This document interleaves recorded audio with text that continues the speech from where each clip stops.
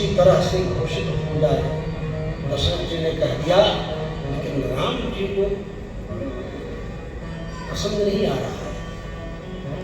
राम जी सोचते नहीं, मैं समग्र भारत भूमि ही नहीं, भारत भूमि में षड्यंत्र करने वाले लोगों को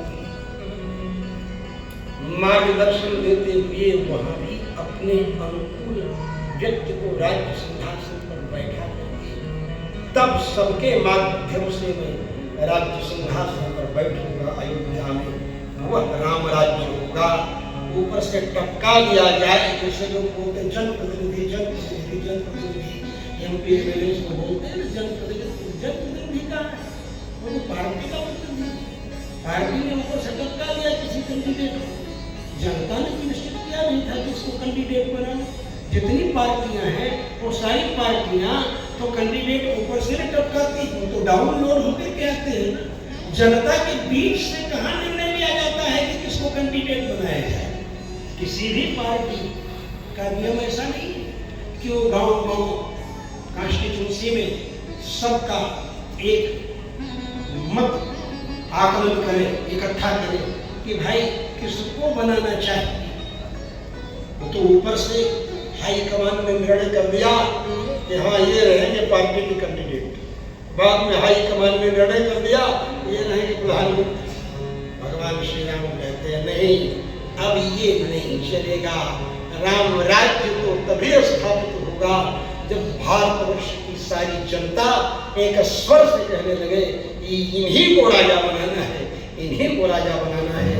और भारतवर्ष में विदेशी षड्यंत्रकारी रावण आदि के द्वारा फैलाए गए आतंकवादी, चाहे वो मारीच हो, चाहे वो सुबाहु हो, और चाहे खर हो, दूषण हो, त्रिशिरा हो, बाली हो। बाली तो विदेशी षड्यंत्रकारी रावण की बदमाशी की घुसपैठ कराने में एक तरह से सहयोगी था ना। जैसे कहीं कोई घटना होती है तो घटना करने वाले बदमाशों के ऊपर जब कार्यवाही होती है तो मानवाधिकार आयोग वाले, एमनेस्टी काउंसिल वाले आकर खड़े हो जाते हैं, मानवाधिकार हनन हो रहा है, मानवाधिकार हनन हो रहा है। जो आतंकवादी है, जो मर्डर कर देने वाले हैं, हत्या कर देने वाले हैं, निरपराधी लोगों की क्या वही मानव है? जो मार दिए गए बेचारे बिना किसी अपराध के बम ब्लास्ट में, वो मानव नहीं है। लेकिन ये लोग जो हत्यारे हैं उनकी वकालत करने लगते हैं और वकालत करते हुए कहते हैं मानवाधिकार मानवाधिकार मानवाधिकार।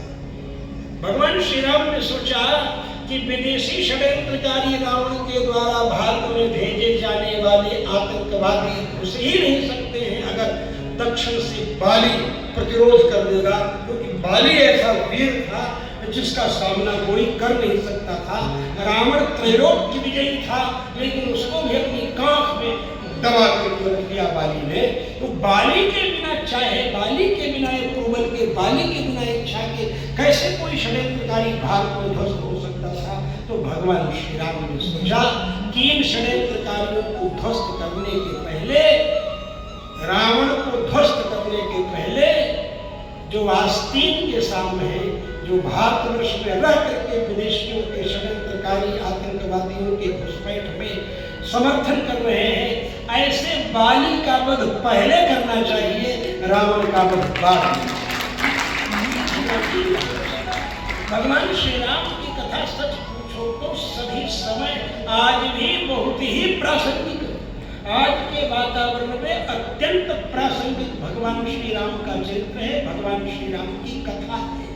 हम सब लोगों की ये जिम्मेदारी है कि हम आप सब लोगों को इन बातों से परिचित कराएं, नहीं तो हमारे भारतवर्ष को ही गोलगप्पा की तरह गप कर जाएंगे लोग, हमारा इतिहास ही समाप्त हो जाएगा। पहले तो कम्युनिस्टों ने इतिहास को चौपट करना शुरू किया। क्या पढ़ाया गया इतिहास में बचपन में आप सब लोगों को कि हमको मुगलों ने लतियाया,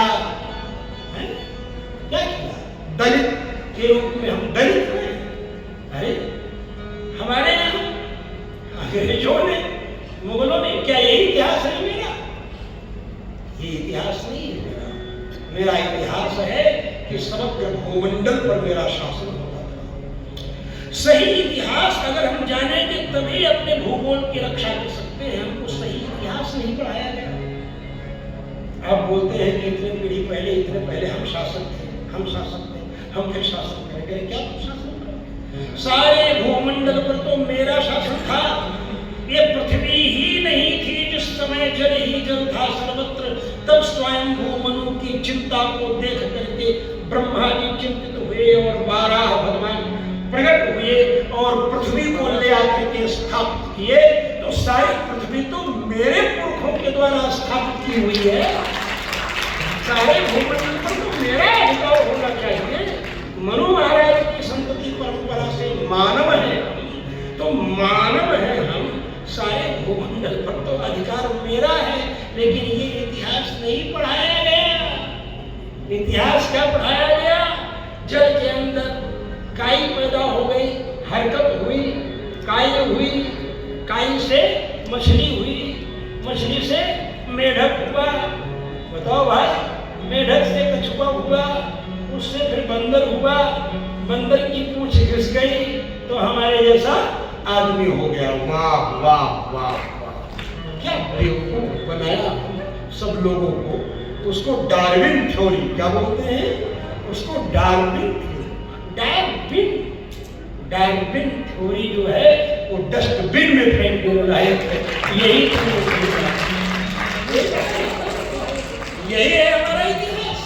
अरे हमारा इतिहास जानना है तो जानिए अमृतस्य पुत्रा, हम अमृत की संतान। हमारा वेद कहता है अमृतस्य पुत्रा दासभूता सर्वे ह्यात्मा परमात्मा, हम परमात्मा के दास। हमारे बाप पर ब्रह्म परमात्मा, हम उनको कहते हैं तुम्हें माता जगता तुम्हें। हम बंदर की संतान कि हम पर ब्रह्म परमात्मा की संतान। हमें इतिहास नहीं ठीक से पढ़ाया गया, और इन इतिहासों को अगर पढ़ाने का प्रयास भी किया जाए तो ये चिल्लाने लगते हैं सफेद पोष कि शिक्षा का भगवाकरण हो रहा है, शिक्षा का सांप्रदायिक, शिक्षा सांप्रदायिक। अरे हमारे बाप दादों की शिक्षा, बाप दादों का इतिहास हमें अगर पढ़ाया जाए तो वो बुरा है। अरे यही मेरा इतिहास है, यही मेरा इतिहास। इतिहास में भी क्या बेवकूफी किया, उसमें भी प्रागैतिहासिक काल में किया। क्या कह दिया? प्रागैतिहासिक माने इतिहास के पहले का। अरे भैया वो कौन सा समय है जो इतिहास के पहले का समय है? कोई भी समय। इतिहास का मतलब होता है कि माने ऐसा, हाँ माने निश्चित रूप से, आज माने था। अभी कार्बन डेटिंग कर रहे हैं पृथ्वी के, तो अरबों अरब साल पुरानी पृथ्वी दिखाई पड़, कार्बन डेटिंग चालू किया है। जितना ही विज्ञान विकसित होता जा रहा है उतना ही हमारा भारतीय सिद्धांत पाताल तक अपनी जड़ें डालता चला जा रहा है। हमें जानना चाहिए ये सब इसमें लिखा है, ये सब वाल्मीकि रामायण में लिखा है। यहाँ तक कि जब जटायु ने अपना परिचय बताया है भगवान श्री राम जी को, तो उन्होंने बताया है मेरी उत्पत्ति कैसे हुई। उन्होंने कश्यप महर्षि की पत्नी के माध्यम से जितनी पत्नियां थी उन सभी पत्नियों से कैसे कैसे संतति उत्पन्न हुई, पशु पक्षी कीट पतंग, ये सब उस परमात्मा की संतान है, जैसा वाल्मीकि रामायण में वर्णन किया है स्वयं जटायु जी ने अपनी कहानी। इसलिए मैं आप लोगों से कहता हूँ हाथ जोड़कर कि आप लोग एक बात वाल्मीकि रामायण जरूर पढ़ो, हिंदी अनुवाद से। जब आप पढ़ेंगे तो आपको जानकारी, नहीं तो 9 दिन में न मैं सुना सकता हूँ सारी चीजों को, और न हमारे श्रेष्ठ शिष्य राघवाचार्य सुना सकते हैं। इसलिए आप पढ़िए, आप समय निकालिए। वेदों को पढ़ने का समय नहीं है आपके पास, तो वेदावतार है वाल्मीकि रामायण। वेदों में प्रतिपादित पर ब्रह्म परमात्मा जब सूर्यवंश को अपना खानदान चुन करके राजा दशरथ को अपने बाप के रूप में चुनता है, तो वेद महर्षि वाल्मीकि को अपने बाप के रूप में चुन करके रामायण के रूप में प्रकट करता है। आपको वेदों के सारे सिद्धांत ज्ञात हो जाए। आप रामायण अवश्य, रामायण में सब कुछ, रामायण का मतलब राम जी का आयन माने घर, राम प्लस आयन इज इक्वल टू रामायण। एक अर्थ तो इसका हुआ कि राम जी का घर है। दूसरा अर्थ क्या हुआ, रामा प्लस आयन। रामा को राम जी की पत्नी सीता जी, उनका आयन माने उनका घर।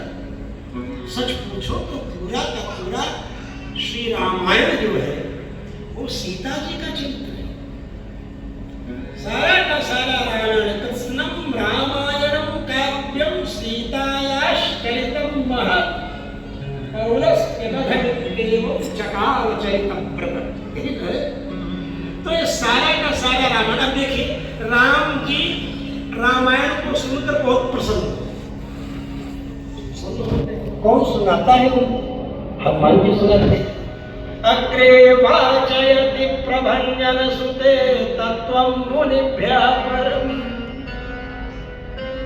आगे वाचता कौन है कथा राम जी की? तो हनुमान जी वाचते और राम जी को सुनाते, राम जी प्रसन्न होते। अच्छा, पूरा का पूरा रामायण राम जी का चरित्र होगा, तो अपने चरित्र को, अपने चरित्र का जो काव्य, अपना चरित्र हो, हमारे चरित्र का काव्य, तो चरित्र नायक जो है वह अपना ही चरित्र सुनेगा, अच्छा नहीं लगेगा। ये पूरा का पूरा रामायण तो सीता जी का चरित्र है। और पत्नी का वैभव, पत्नी की प्रशंसा जब सुनाई पड़ती है तो कोई भी पति जो होता है उसकी छाती चौड़ी होती है। और हमारे पराशर भट्ट स्वामी भगवान से कहते हैं, भगवान आपकी लक्ष्मी जी का ऐसा मैं वर्णन करूंगा, ऐसा वर्णन करूंगा कि आपकी छाती चौड़ी हो जाएगी, आपका कुर्ता फट जाएगा, फिर आप दूसरा कुर्ता पहनेंगे, फिर वर्णन करूंगा, फिर आपकी छाती चौड़ी होगी, फिर आपका कुर्ता फट जाएगा, फिर तीसरा कुर्ता पहनेंगे, फिर वर्णन करूंगा। इस तरह कहते हैं श्रियम त्वद्दोप्युच्चैर्वयमिह भणाम शोधराम दृशन्ते भूयास्ता सुखतरलतारे श्रवणतः पुनर्हर्षोत्कर्षात् स्फुटतु भजयो कंचुक शतम। कंचुक शतम माने 100 कुर्ता मैं फाड़ दूंगा आपका, ऐसा आपकी पत्नी सीता जी का वर्णन करूं।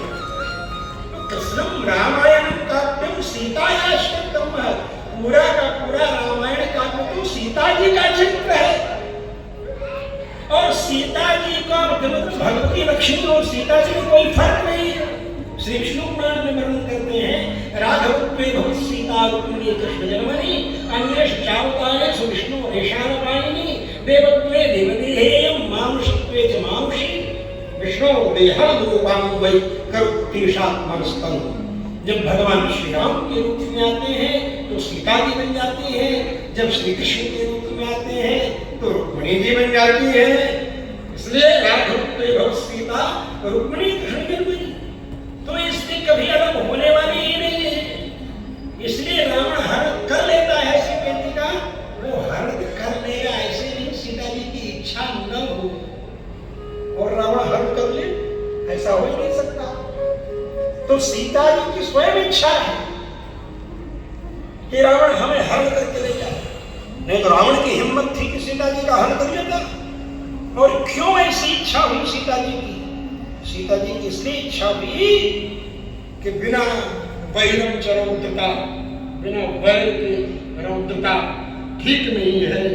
इसलिए जब हरण कर लेगा, भगवान समझाती है ना पहले, जिस समय भगवान प्रतिज्ञा करते हैं कि मैं निश्चय ही न करूँ, मैं भुज उठाए तो यकीन, तो सीता जी कहती हैं कि आप ऐसा क्यों कर रहे हैं? आप तो वनवासी राम हैं, आप तो उदासी है, तापस देश विशेष उदासी 14 परशुराम वनवासी।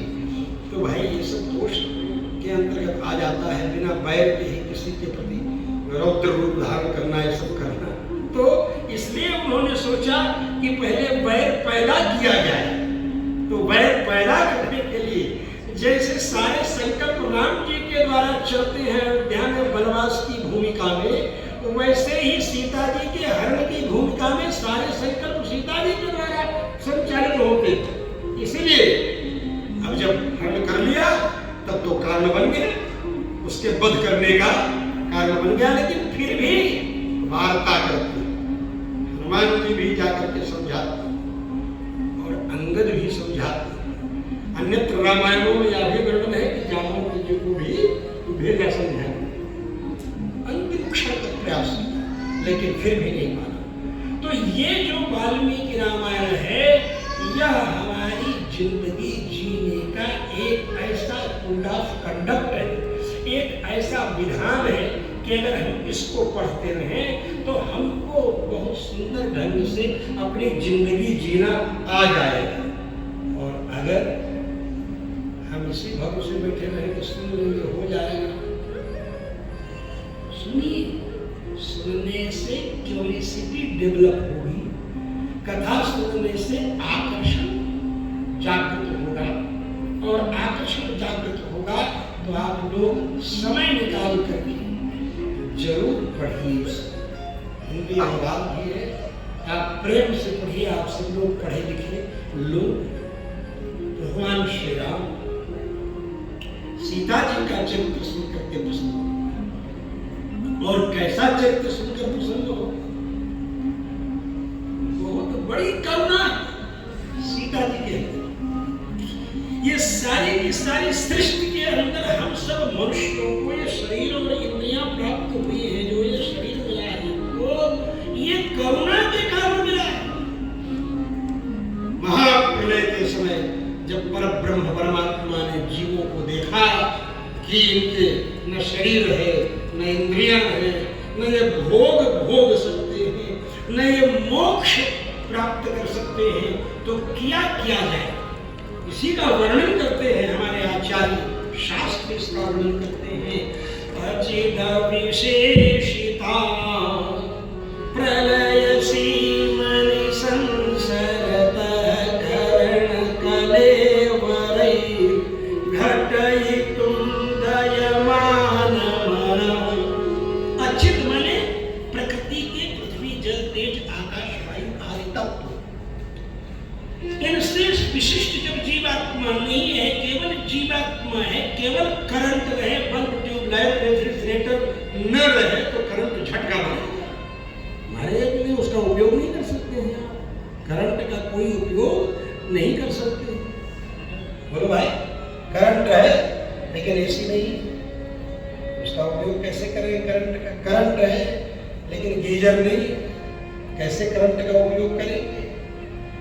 आत्मा है लेकिन शरीर इंद्रियां नहीं है, तो भोग और मोक्ष दोनों को प्राप्त करने का उपाय आप कैसे करेंगे? इसलिए बोलते हैं भोग मोक्ष शून्यं अचित विशेषतान निजंतों समवलोक्य ब्रह्मणो निर्वेद माया। पर ब्रह्म परमात्मा को दया, करुणा, और करुणा जब आई तब परमात्मा ने हमें शरीर दिया, इंद्रियां दी। इसी बात को गोस्वामी जी कहते हैं, कबहू के करी करुणा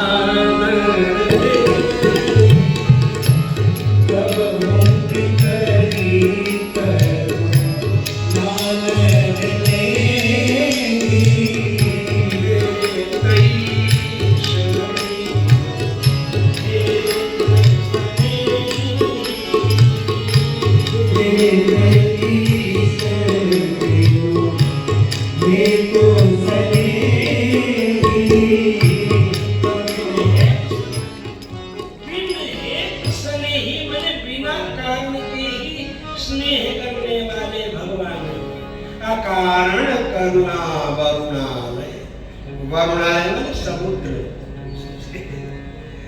अकारण करुणा वरुणालय, बिना कारण के करुणा करने वाले भगवान श्री राम। और उनके चरित्र को लिखने वाले कौन है? महर्षि वाल्मीकि हैं। उनके हृदय में ऐसी करुणा है कि क्रौंच और क्रौंची, ये दोनों नर और मादा पक्षियों में एक नर पक्षी को बहेलिये ने बाण मारा तो महर्षि वाल्मीकि को क्रोध आ गया और महर्षि वाल्मीकि ने शाप दे दिया उसको, मां विशारद प्रतिष्ठाम तुम अगम शाश्वती समा। वाल्मीकि रामायण की उत्पत्ति का मूल कारण करुणा है। ततः करुण वेदित्वा अधर्मो यमति। करुण वेदित्वा, करुणा के कारण श्री राम करुणा। वेदांत जैसे समय से क्या लिखते हैं कि श्री राम जी करुणा, श्री राम जी के अंदर करुणा का अनुसंधान। ऐसे करुणा कर वंदे हम करुणा कर रघुवर भूपाल चूड़ा, यही बात है। तो बंधुओं, ये श्री राम जी का चरित्र वस्तुता है। मैथिली शरणगुप्त जो राष्ट्र कवि थे उस समय के, वो भी लिखते हैं इस बात को कि राम तुम्हारा वृत्त स्वयं ही काव्य है, कोई कवि बन जाए सहज संभाव है। राम जी के चरित्र का जो गान करता है, जो वर्णन करता है, जो उसका अनुसंधान करता है, वो सब अमर हो जाता है। राम जी का वर्णन किया महर्षि वाल्मीकि, रामायण लिखे, आज तक हम लोग उनका स्मरण करते। राम जी ने स्वयं महर्षि वाल्मीकि के द्वारा ही अपने उत्तराधिकारियों की विशुद्धि के प्रमाण पत्र के लिए सीता जी को प्रस्तुत करवाया, उस वर्णों को स्वीकार किया। महर्षि वाल्मीकि जी ने कहा कि मैं 100 जन्मों का स्मरण कर रहा हूँ कि मैंने कभी असत्य नहीं बोला। तेन सत्येन ते शपि, उस सत्य की शपथ खाता हूँ, उस सत्य की कसम खा करके कहता हूँ कि सीता शुद्ध समाचार, सीता शुद्ध समाचार, सीता का आचरण परम। तो बंधुओं, ये सब ऐसे गंभीर गंभीर रहस्य, जिन रहस्यों का चिंतन करना है, उसे सुनना है, उसे समझना है और समय निकाल करके रामायण को पढ़ना है। यही आप सब लोगों से, राम जी का स्मरण जो करेंगे, राम जी का स्मरण करेंगे, चिंतन करेंगे। हमारे गुलाब राय जी ने अपने पोतरों का नाम जो राम प्रसाद, विजय राम, शिवराम, उसके आगे भी राम किशोर, न्यू जनरेशन में राम, रामेश, रामानंद, राम रतन, और सबके कारण कौन है? रामो नारायण साक्षात, राम के साक्षात नारायण। इसलिए नारायण मूल का होना तो जरूरी है, इसलिए नारायण दिया, नारायण का भी नाम। अब तो नए नए नाम लोग नई नई दुनिया से लोग रखने लगे हैं, ये नाम पुराने हो जाते हैं। लेकिन ये पुराने नाम, राम रतन हो, चाहे रामानंद हो, चाहे राम किशोर हो, ये सब नाम कभी पुराने नहीं पड़ते हैं, ये वैसे के वैसे ही रहते हैं, नवीन ही बने रहते हैं, क्योंकि हमारे राम के सर्वदा नवीन बने रहते हैं। उनके नाम से ऊपर उठता है। राम जी के भक्त, राम जी का नाम लेते हैं। बूढ़े से बूढ़े लोगों को हम देखते हैं जो भगवान श्री राम का चिंतन करते हैं, अनुसंधान करते हैं, उन सबके अंदर इतनी मिठास लगती है देखने में कि लगता है बालक की तरह क्यूटली कोई बात बोल देते हैं।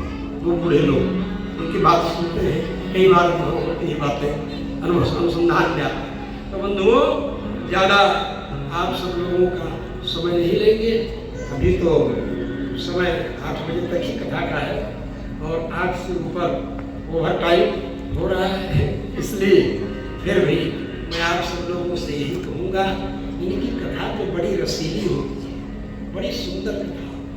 मैं भी, मेरे सामने इनको संकोच होता है, मैं तो सुनना चाहता हूँ इनकी कथा, सुनकर के आनंद लेना चाहता हूँ, लेकिन इन्हीं को संकोच होने लगता है। इनको संकोच होने लगता है तो मैं क्या करूँ? आजकल तो बहुत बढ़िया रास्ता है, यूट्यूब खोल लिया और सुन रहे हैं कथा, मस्ती से आनंद लेते हैं।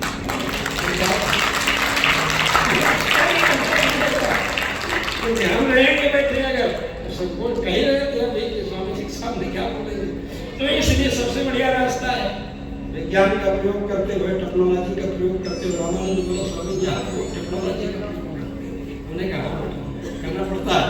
तो वो कैमरा देख रहा था, मैं अयोध्या का कैमरा देख रहा था, तो बोला कैमरा है, लाइव कैमरा है। हमने कहा बोले आपकी टेक्नोलॉजी तो फिर थी।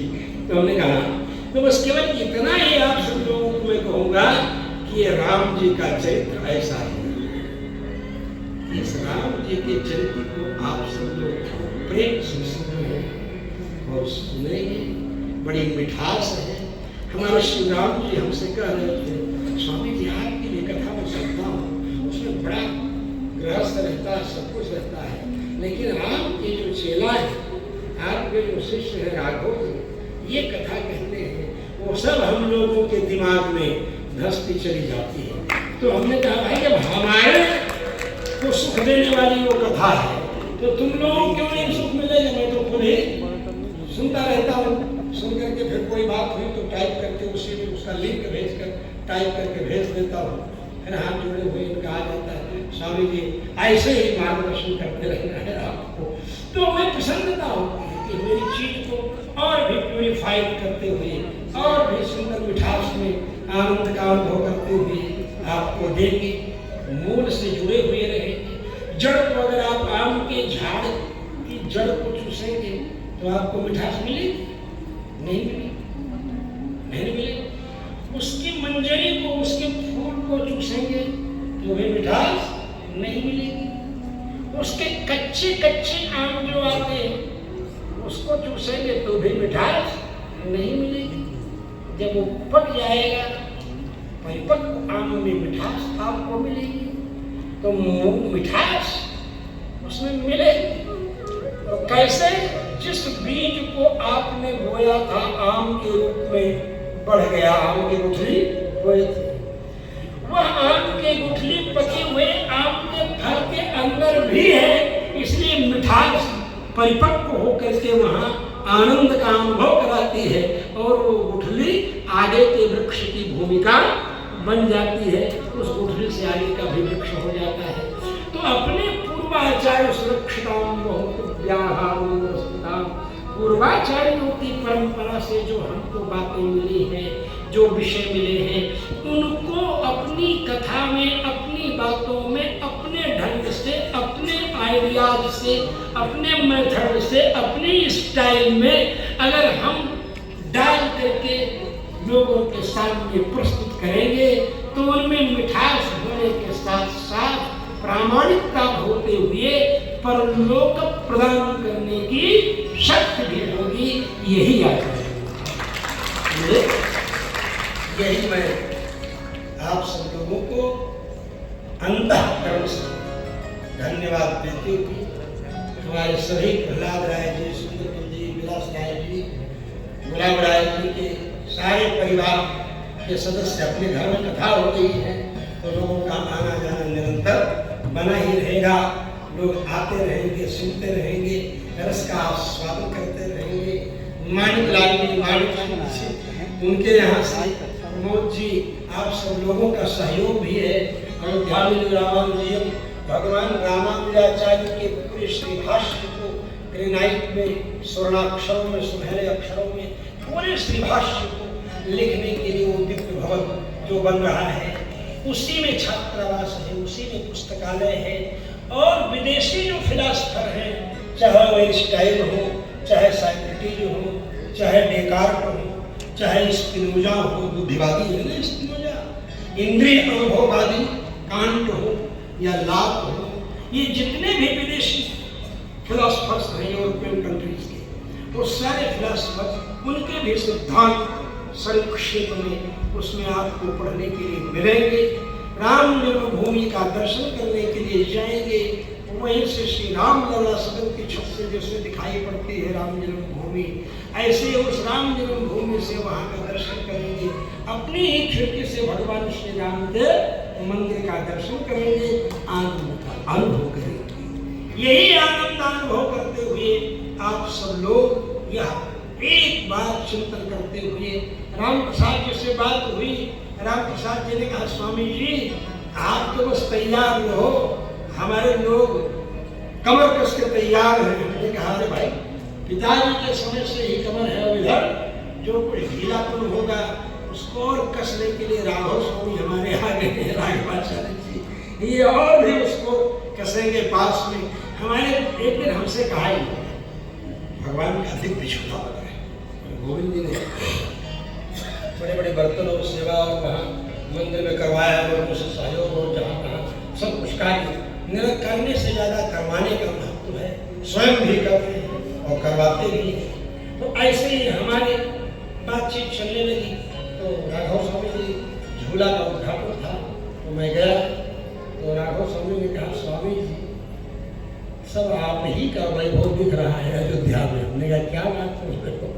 बोले हाँ जितने प्रतिभा संपन्न है अभी अयोध्या में कथावाचक वहाँ से लेकर के और श्री संत गोपाल मंडपम पहले रामलीला सदन थे, श्री संत गोपाल मंडपम आदि, फिर वहाँ जाओ राम की पैड़ी तक और कहाँ सभी ये ज़्यादा आगमन कर लेते हैं, हमसे भी ज़्यादा आगमन कर लेते हैं। इन्होंने कहा कि सब स्वामी जी आपका वैभव, हमने कहा हमारा क्या वैभव है? वैभव शिष्यों का बढ़ रहा है, हमारा नाम हो रहा है फोकट में दिल्ली में। ये मन में होता है। तो बस इन्हीं शब्दों के साथ जितने भी हमारे प्रेमी जन यहाँ आकर के बैठे 1982 से जुड़े हुए आज तक जुड़े हुए आज भी जो जुड़े हुए हैं इन सभी लोगों को हृदय से मंगलाशासन करते हुए मैं राघव जी को ये जिम्मेदारी सौंप रहा हूँ कि भाई अब आप परिपूर्ण आनंद का अनुभव कराते रहिए, कराते ही हैं। उसी में हम बहती गंगा में हाथ धोने के लिए आ गए। मैंने सोचा कि बहती गंगा में हाथ धो लिया जाए। बोलिए श्री राघवेंद्र सरकार की जय।